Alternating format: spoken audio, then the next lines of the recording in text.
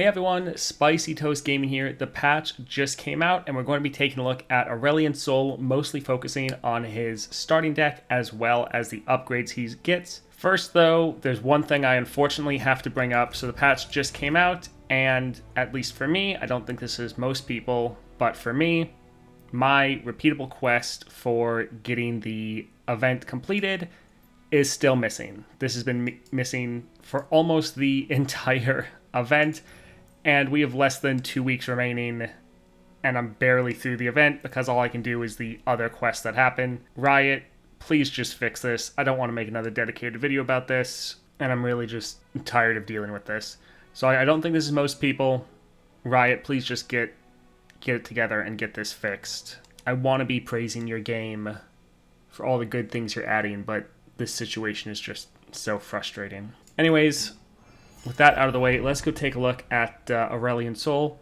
We're not going to be spending a lot of time on his star powers because we've already touched on them like 3 or 4 times in other videos. I'll throw them up on screen here in a moment though so you can read through them, and we'll be briefly talking about them. Essentially, he just wants to be making a bunch of created cards because that's reducing down the cost of all of his champions. And then whenever he's invoking or manifesting, he's giving those units he sees rare or epic items. And then the 4 stars just doubling everyone's stats when you play them. Taking a look at his deck though, it is very solid, especially for what you want to be doing. So up first, 1 cost Spacey Sketcher. Discard 1 to invoke a celestial card that costs 3 or less. So immediately having a invoke on a 1 cost, getting those created cards, very good. Behold the Infinite, 2 cost, and we'll see later in champion levels this actually goes down to a 0 cost. But again, a very cheap invoke, letting you easily get some more created cards. Very nice there. Mountain Goat, strike, create a gem in hand. So again, more created cards that you can easily play for very cheap, reducing down the cost of all of your champions. Very solid. Starry Scamp, so 2 cost, 2/2. I cost 2 less if you behold a Celestial. So there's only costs 2, so you'll pretty much always be playing this for 0 mana, which is, again, very solid. Solari Priestess, so 3 cost, 2/2. Daybreak, invoke a celestial card that costs 4, 5, or 6. So again, another cheap way, well, not that cheap, but another way that you can get more created cards, working great for your star powers. Next, we have the Wounded White Flame, so 3 cost, 2/3 with Fury and Faded. So Faded, this is great if you target this unit with a spell. So while this isn't giving you any created cards, this will pair very nicely, especially with your Mountain Goat, because your Mountain Goat can make these gems. And then you can use those gems on the Wounded White Flame, really buffing up their power and health. Next then we have Celestial Wonder. So 5 cost, fast, stun 2 enemies. Really great control spell. It can get you out of a lot of sticky situations or set up for a really big attack. Then last up, other than Aurelion Sol, we have Star Shaping. So 5 cost burst, invoke a celestial card that costs 7 or more, then heal an ally or your Nexus 7. So this is a bit more of a expensive card, but giving you some good sustain and again giving you more created cards that you can play. So his deck really works well and synergizes with his star powers in a great way. And then finally, of course, we have Aurelion Sol himself. So 10 cost 10/10, but this is going to be reduced down greatly from your star powers. Play, invoke a celestial card that costs 7 or more.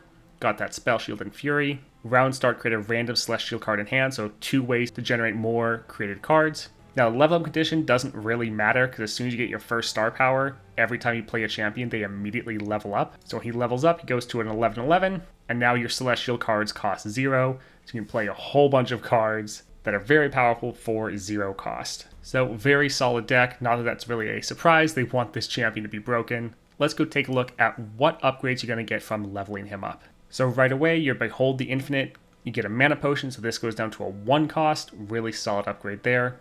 Mountain Goat gets a Giant's Belt, so it goes to a 2 cost, 3/4. Pretty solid stat line. Next up, your Wounded White Flame gets a Savage Shield. So that is going to be a very solid unit that you can easily buff up to be even greater. Next up then, your Solari Priestess gets Locket of the Iron Solari. Thematically, that makes perfect sense, and is also just a solid upgrade. Next up then, the Celestial Wonder gets a Mana Potion, so it goes down to a 4 cost. Still pretty pricey, but at least you gain some cost reduction on that there. Next up then, the Starry Scamp gets the Ninja Tabby, so just flat out elusive. This is pretty crazy. I don't think any other champion has gotten a epic item from their level ups. Definitely correct me if I'm wrong, but I think we only get rare items, so the fact that he's getting an epic is pretty crazy, because this will normally be a 0 cost 2/2 with that elusive.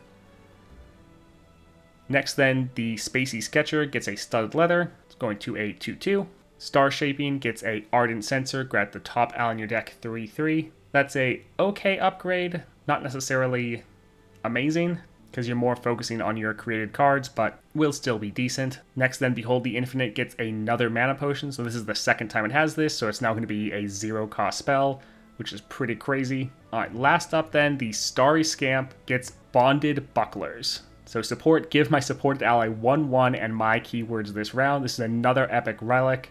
And remember, this one got that elusive on it as well, so this unit is going to be able to give your other units elusive, which is pretty crazy. I don't think any other champ has any epic items, and this card here gets 2 of them, so that is pretty crazy. So they definitely want this to be the most overpowered deck in the game, and it definitely seems like that is going to be the case with these different upgrades.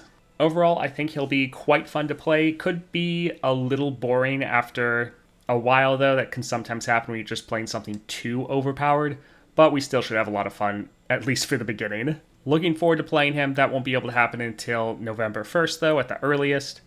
Comment down below what you think of Aurelion Sol.